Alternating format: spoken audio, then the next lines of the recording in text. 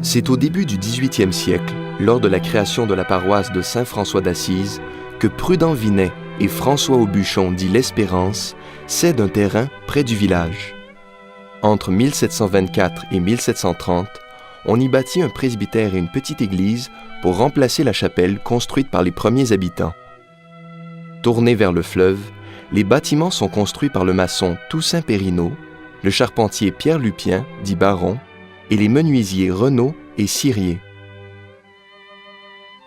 Vers la fin du XIXe siècle, le presbytère et l'église sont incendiés. Puis, en 1907, près de 15 ans plus tard, ils brûlent une seconde fois. En 1913, la paroisse entreprend la mise en chantier d'une nouvelle église, l'ancienne étant désormais jugée trop petite.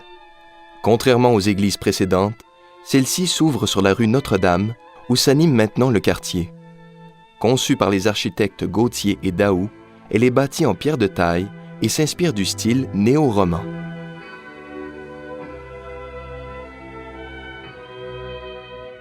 Lors de la construction du pont-tunnel, on doit raser une partie du secteur. Son cœur, le noyau villageois, est démoli. L'église Saint-François d'Assise doit être expropriée. Une nouvelle église est reconstruite sur son site actuel, à l'angle des rues Georges Bizet et La Fontaine.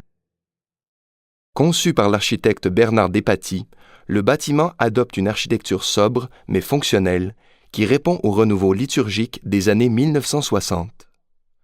Le plan de l'église est dorénavant tourné vers l'autel, comme si toute la communauté ne faisait qu'une avec son pasteur.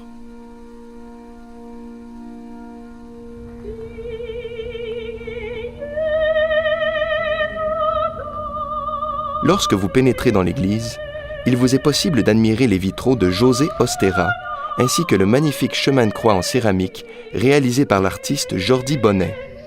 Ce dernier est également l'auteur des murales de la station de métro P9.